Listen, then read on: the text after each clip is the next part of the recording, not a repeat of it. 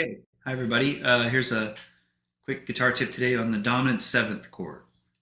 So I've had a few questions lately about dominant seventh chord. What is a dominant seventh chord? How do we use it? Here's a couple ways. So a dominant seventh chord is a major chord, sort of. Starts with a major triad. That is to say, it has the three notes in it that define a major chord, the root, the third, and the fifth. And then we are going to also add the flat seven, which is like do, re, mi, fa, sol, la, ti. It's a flat T, it's the flat seven. So we're adding that note to the chord. So instead of having three notes, it has four. And you can worry about that, the theoretical aspect of it, and it's really good to know your theory.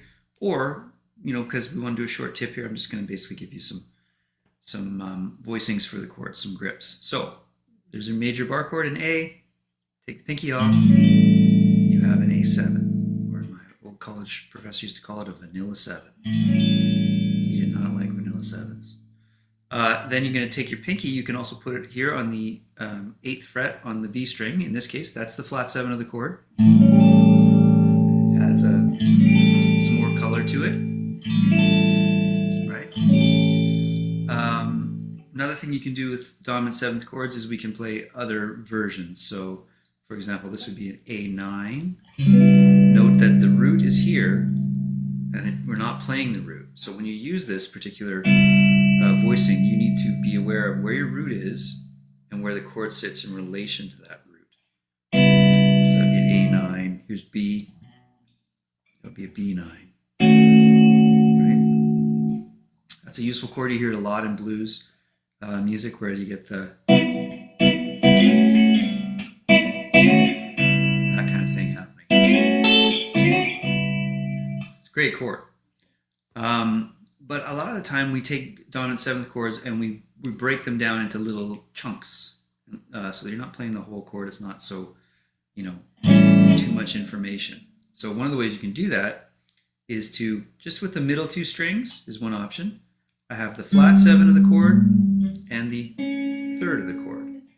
And a dominant 7th chord is kind of half major and half minor. It has a minor 7 and a major 3rd. That's why you can play a major or a minor pentatonic over a dominant chord, and it works. So notice I have that, and I'm going to either cover both and hammer on, or slide in both notes.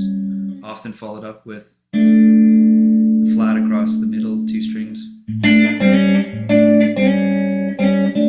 do that figure a lot. You can do it off the B and G strings, where you have the 5th and the 3rd.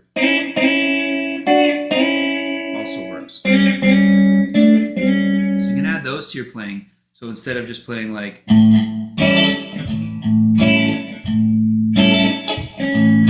could have like,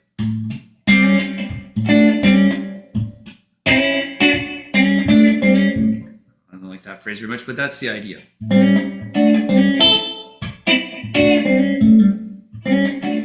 That's your dominant 7th sound. There's a million other things you can do with those dominant 7th chords. But if you start combining just the vanilla 7, add this, your 9, which can be moved. All dominant 7th chords can be moved a half step in either direction, and it'll sound great. So you have like, so it's like, right?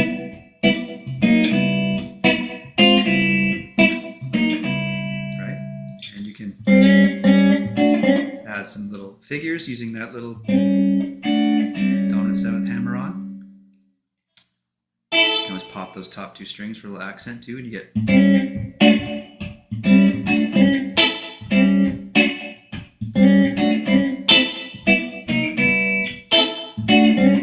you make up all kinds of little things with those dominant 7th chords.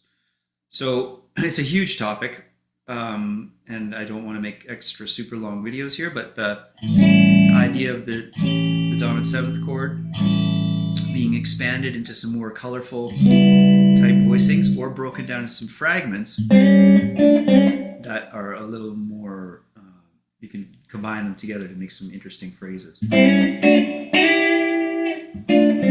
Okay, hope that's helpful, and we'll see you next time.